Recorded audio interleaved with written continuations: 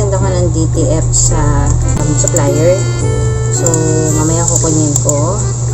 Yun, DTF siya. Wala kasi tayong printer. So, nagpapapin tayo ng DTF sa supplier. Ayan. So, tayo lang yung nag-layout. Tayo yung gumagawa ng nagsiset up ng laki ng ano. And, ayun. So, sila lang yung nagpiprint. And marami din ako invitation ngayon for binyag and birthday. So, nagawa ko na kahapon.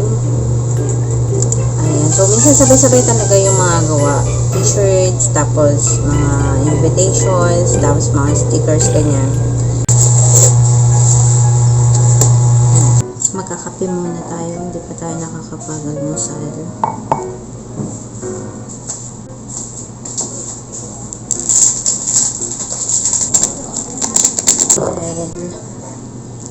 Dapat tayong time na natuloy yung ating pag-aayos ng kitchen. So, medyo linis-linis lang na unti, ganyan.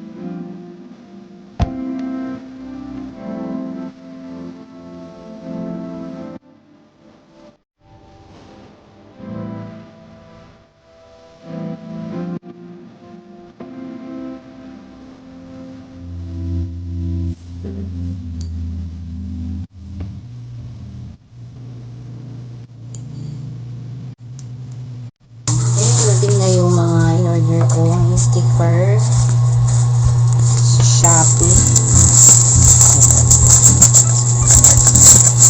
Wala kasi sa supplier ko nitong mga ganitong color, tapos ito kasi lalagay ko lang sa, for example, may magpapagawa lang ng mga tumbler, ganyan,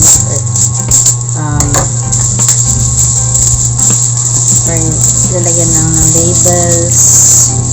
Kaya mabilis lang po.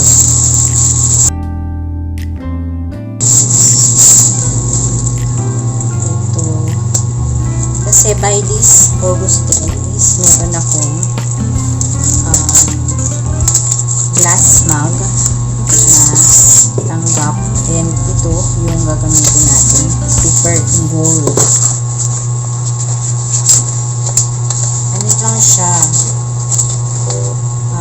12 inches lang siya. Hindi siya yung malaki. Ganyan ito. Ito. Monochrome yata. Sparkle Crystal Rose Gold. And ito, mga pastel color. Yan. Pink. Like pink tsaka yung cream. Cream, light pink, and Persian turquoise. Kaya maya kukunin na natin yung DTF. So, dahil nandito na rin to, gagawa tayo ng bookmark, additional bookmark para i-build sa acrylic bookmark yan.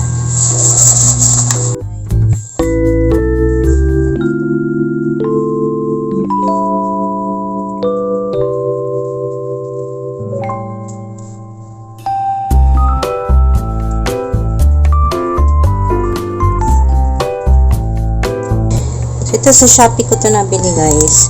Magandang organizer ng vinyl tsaka sticker. Yung nga lang konti siya. Yung pag marami yung vinyl and sticker, makukulangan siya. So pwede dalawang ganito yung bilhin nyo. Para bukod sa stickers tsaka sa vinyl.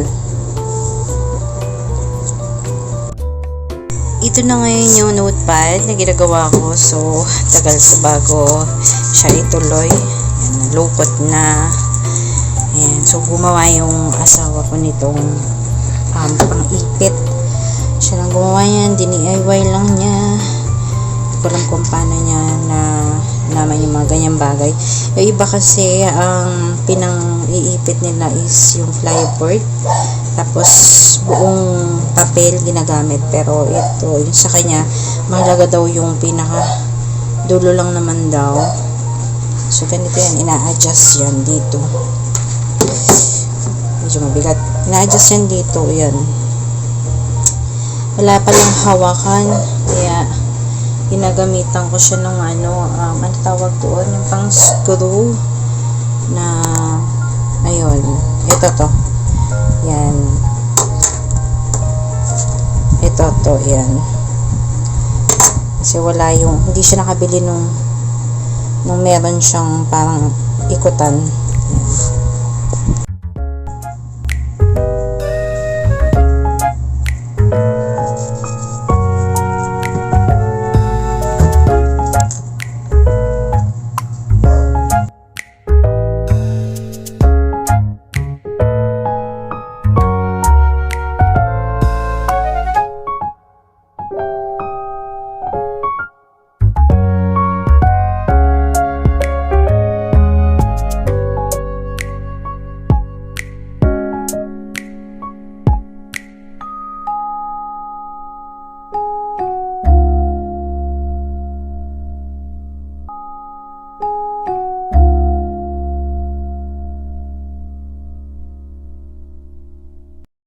Okay na pala yung ating DTF. Pupuntahan na natin sa supplier. Lalabas tayo, lulusong tayo sa baha. Ano man mangyari, kailangan talagang kunin.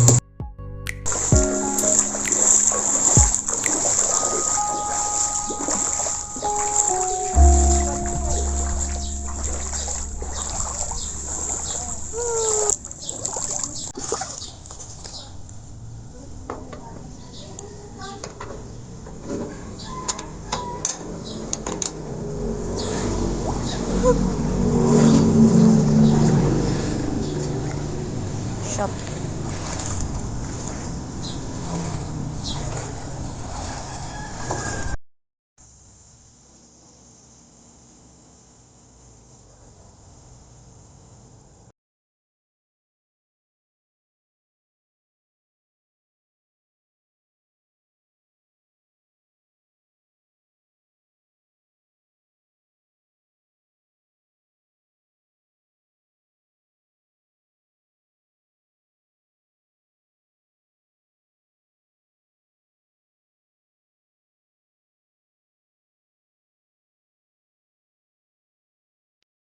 Sa kabalik na kain ko, ito na yung mga DDF na kinuha ko. Yan.